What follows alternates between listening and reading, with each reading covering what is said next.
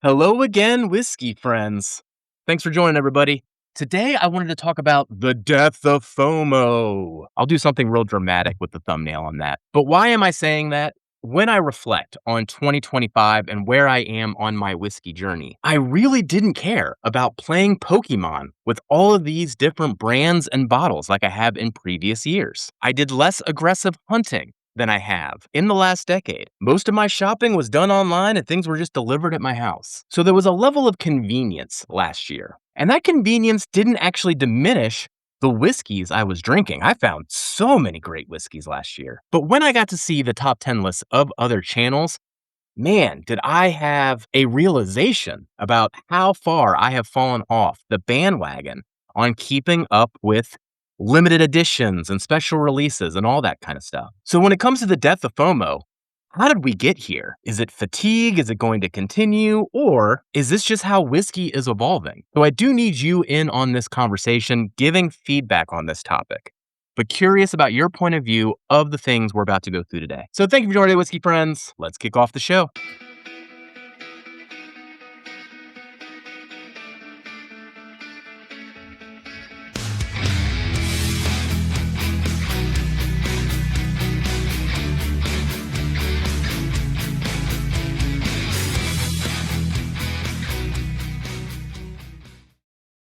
But one of the biggest things that occurred to me, you go through the whole year, I still logged hundreds of reviews, but I didn't really go after any of the quote unquote big bottles this year. As an example, Jason C. over at the Mash and Drum did his top 10 list, and his number one runner up was the New Riff Bourbon, which is my number one of the year. And then as he proceeded to go through his list, I was like, oh man, I haven't had any of these, nor do I own anything in your top 10 here. And that was driven by a few different things. I already talked about the convenience aspect of it. I was certainly less aggressive on the hunting, did not really engage with any secondary or trades or any of that kind of stuff, just to make sure I got this bottle in my collection. But I'm also becoming more and more gun shy on prices. I mean, just a few years ago, I would regularly spend $200 on a special bottle of Fourgate. And now anything above 120, 100 gives me kind of a visceral reaction because I found so many amazing bottles last year that were $35. Talking about you, Silver Springs, $50,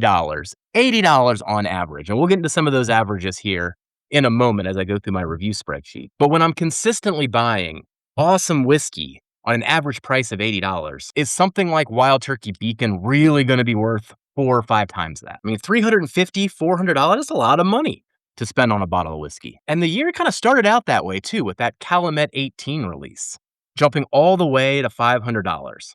Yeah, I know it's really nice bottle, fancy packaging, but I had a lot of fun over the years keeping up with the Calumet 14, 15, 16. The 16 still being on the shelf all around me for about $140 to $160. So for the price to jump from that to what it is, just for those 2 extra years and some extra proof, just exceeded where I was willing to follow. I think a part of that too is also feeling the LE fatigue over the last couple years, where every single brand wanted to come out with their own limited edition. But so many of them fell flat and did not live up to the price and essentially devalued what a limited edition is for everybody when so many people come out with average whiskeys that they then slap a limited edition sticker on. But it did get to the point where I trusted single barrels picked by people that I know and palates I trusted more so than the distilleries doing these batches sometimes. Additionally, it didn't help that some of my favorite series I just kind of gave up on. I already mentioned Wild Turkey Beacon.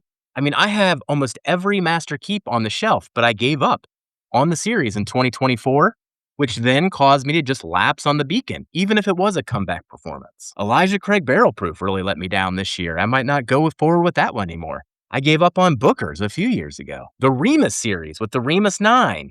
Man, really doesn't live up to what it used to be prior to batch 5 and lower. And yes, I do understand these batches evolved, the teams behind them are different, the blenders can be different, and those stocks have a flavor creep that goes on over time too, so it's never going to taste the same.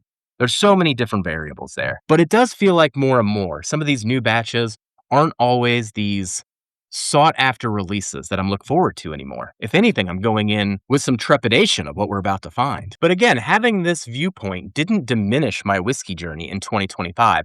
I was consistently drinking better whiskey than any other year in my journey. Last year, I logged 65 reviews in my spreadsheet behind the scenes. Average price on those bottles was $83, and the average score was an 86, which for me, anything that can score between an 86 to an 89 is typically amazing whiskey. That is the sweet spot that I seek out. If something does score in the 90s or higher, then we get a little crazy about it. But if it's going to be even worth my time compared to everything else on the shelf and all those different possibilities, it has to be scoring between an 86 and an 89. And to get the 10 bottles in some people's top 10 lists, I'd have probably had to blow my entire year's worth of whiskey budget on those 10 bottles compared to the 65 that I got. I know what also makes my situation unique too is the pursuit of single barrels on behalf of Hello Again Whiskey Friends, Dusty Dan, Drifting Drams, and all of our amazing partners. That really dominated the year. And when we go out and we pick single barrels, I buy those and I bring them back to the house and I enjoy the heck out of them. We picked them. They're tailor-made for us. So of course we're going to think those are elevated compared to anything else. So that made me even less into jumping into all of those limited editions. I need to have budget to buy my own picks. Now, I have experienced this before in my hobbies, I should say. Take music as an example. Slowly but surely, I drifted out of popular music more into the indie rock scene. I mean, come on, I wear Guided by Voices shirts all the time. But it does feel like I'm doing that again on the whiskey side, almost getting into more indie whiskey. We won't even call it craft anymore because all these craft brands have been around for so long. What point do they graduate from being craft? But being into indie music didn't diminish my enjoyment of music.